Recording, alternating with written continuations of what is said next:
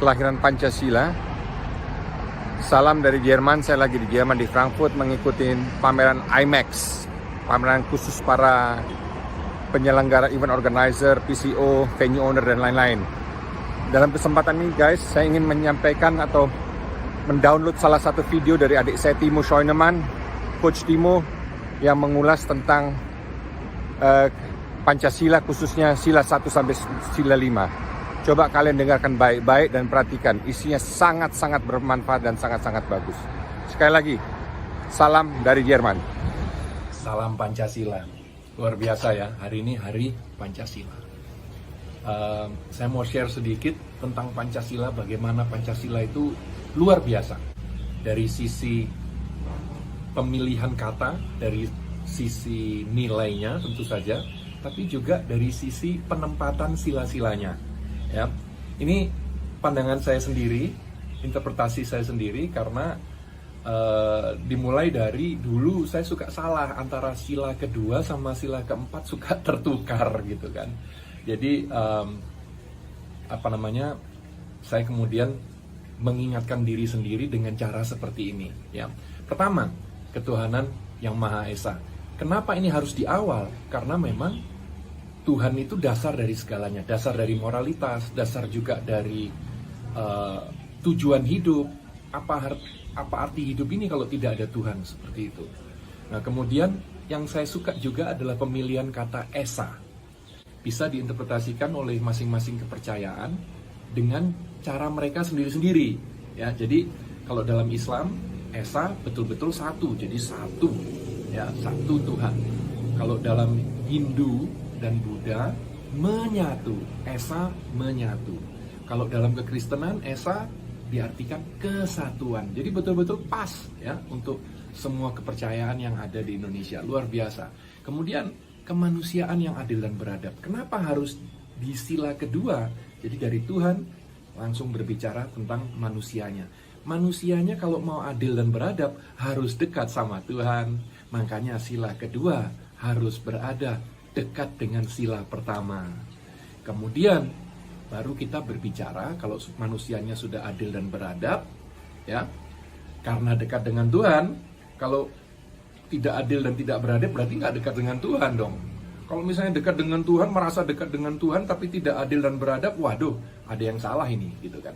Nah, kalau sudah adil dan beradab, kita bisa berbicara tentang nomor 3, persatuan Indonesia. Karena kalau tidak adil, tidak beradab, waduh, sulit menyatukan, gitu kan, kepentingan masing-masing agama, masing-masing suku dan pulau-pulau yang begitu luar biasa banyak di Indonesia. Oke, kenapa persatuan Indonesia ada di tengah? Ya, betul-betul nomor 3 kan, 2 di kiri, 2 di kanan, gitu kan. Karena menyatukan, persatuan Indonesia bukan hanya menyatukan Pancasila, ya, berada di tengah, gitu ya, cocok. Tapi kalau tidak ada persatuan Indonesia, ya tidak ada Indonesia, gitu kan. Jadi menurut saya luar biasa bahwa persatuan Indonesia itu ada di tengah. Dari situlah kita masuk ke sila keempat tentang demokrasi ala Indonesia. Kerakyatan yang dipimpin oleh hikmat kebijaksanaan dalam permusyawaratan perwakilan. Jadi dengan kata lain, demokrasi ala Indonesia yang tidak menyampingkan nilai-nilai leluhur kita. Karena kalau kita lihat leluhur Indonesia, mereka welcome pada semua bangsa. Silakan, monggo datang. Tapi jangan sampai mengganggu. Jadi yang ada di Indonesia itu sebenarnya bukan WNI, WNA, bukan suku A, suku B, suku C, bukan agama A, B, C, D, bukan etnis ini, etnis itu, bukan. Hanya ada 2 sebenarnya. Orang-orang yang membantu Indonesia membangun, atau orang-orang yang merusak Indonesia, mengganggu Indonesia. Hanya ada 2 macam orang di Indonesia. Dari situ kita masuk ke sila kelima, keadilan sosial bagi seluruh rakyat Indonesia. Kenapa ditaruh di posisi kelima? Karena ini adalah tujuan dari berbangsa dan bertanah air, supaya kita semua merasakan keadilan sosial yang merata untuk kita semua. Itu adalah tujuan daripada adanya Indonesia.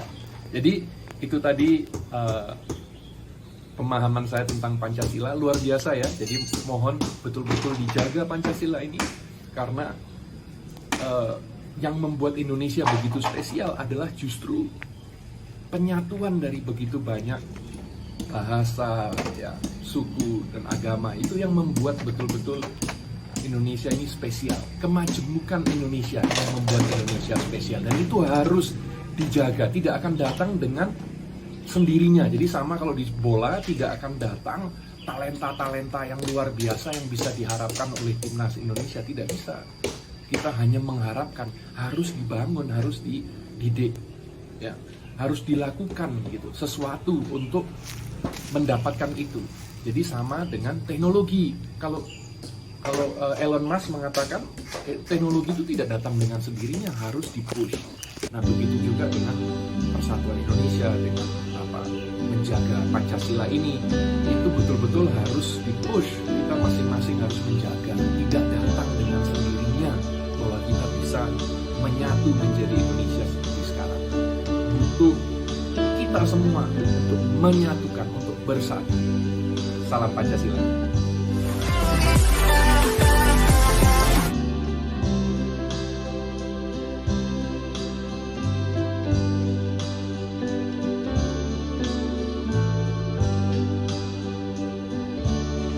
Siapa bilang lansia tidak berguna?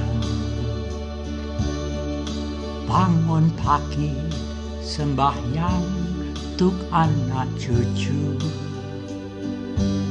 Siapa bilang lansia hanya hiasan?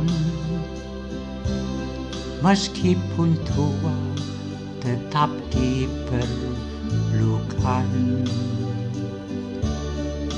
Banting tulang sudah sejak remaja. Meski hujan, meski panas, tidak masalah. Siapa bilang lansia hanya meminta? Jangan percaya orang punya cerita.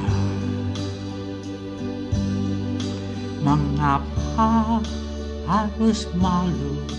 Mengapa harus loyo? Rambut putih, kulit keriput, tidak masalah.